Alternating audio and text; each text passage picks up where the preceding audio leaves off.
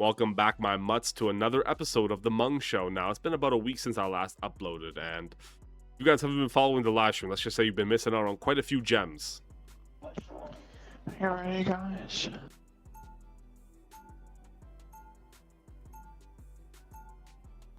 I'm ready to win. The shotgun guns. Thanks, bro. I'm working on that, man. You like that ultimate? Yeah, I really like that. Like, new duo acquired? Like, what do you guys think? Now, regardless, let's get to the actual main topic here. We got a couple things I actually want to cover, but first and foremost, I've been seeing on Twitter, people have been advocating for the return of 3 stacking in Celestial and the removal of streamer mode. Now, I've heard some very stupid things in my life, and I know that, you know, as they said in Excalibur, for it is the doom of men that they forget. guys, the fundamental issue with Marvel Rivals is people don't have any type of long-term memory. Listen, back in the day, you used to be able to 3-stack in Celestial. You used to not even have a streamer mode in this game. You know, they added streamer mode in this game for a reason.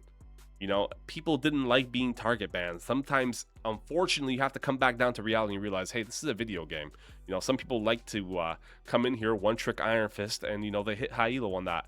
Why should you have an Israeli system where you can ban these people out perma?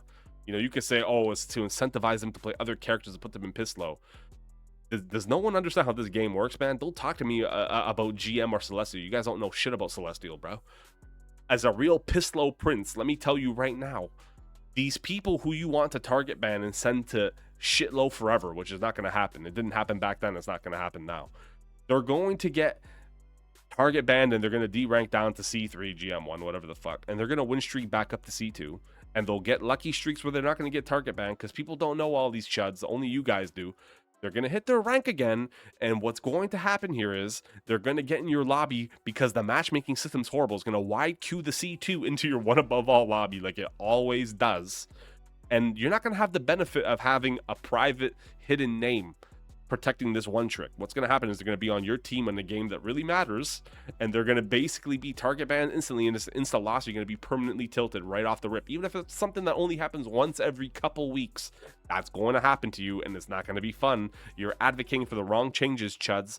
Listen to me. What you should be advocating for here is the tightening of the matchmaking in this fucking game, even if it adds 5 minutes to your queue times.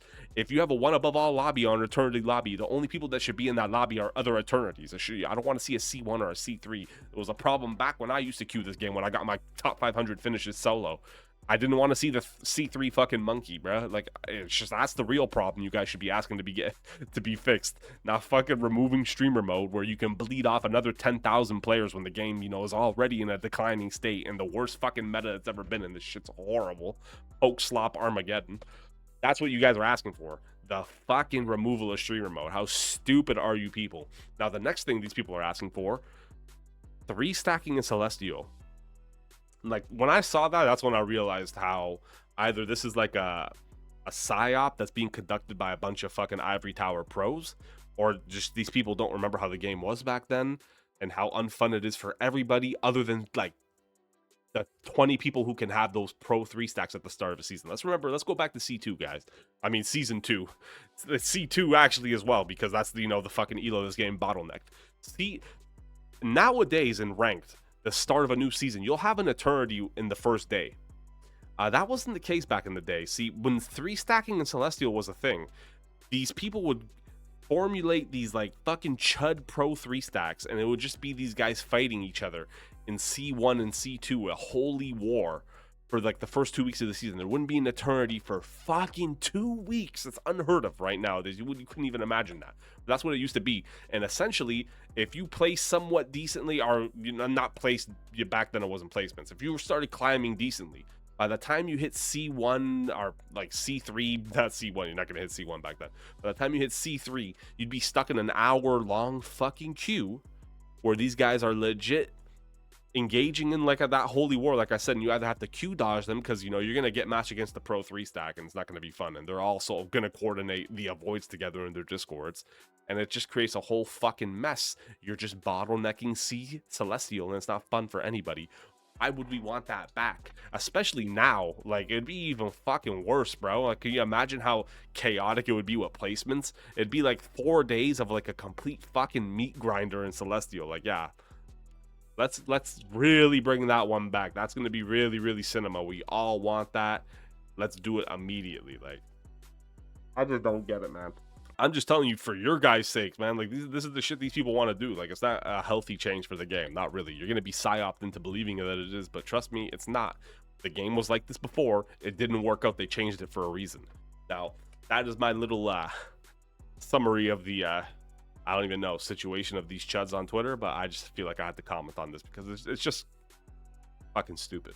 Now, my next topic, and it's probably the most important topic of the video, and again, I know it's been a week, but I have to say it finally, and I've come to the conclusion that Invisible Woman might be the Phantom Menace of Marvel Rivals. Now, you're going to be wondering, what the fuck does that mean, Mung? Are you like a schizophrenic? Slightly, but a Phantom Menace is a character that's in the background, you know, on some Star Wars shit, and it's, you know, the cancer of the fucking game. Think about how many times Invisible Woman has been disgusting busted and just hard meta. Like, you know, and it's the case right now. Like, you could, yeah, say Mantis and Gambit are better, but are they? I mean, let's look at what this new Invis bullshit team up really does. Because when I read, well, I'm not even gonna read it. I know off the top of my head. When you hear what I'm about to say to you, you're gonna really question how stupid are the devs in this game. So, Invisible Woman's shield, you know, it applies a slow to everybody around it, and it applies a heal to all the allies around it.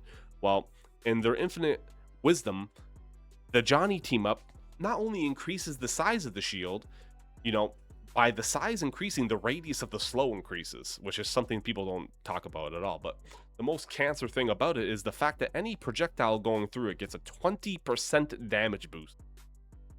I want you to think about that for a second. 20%.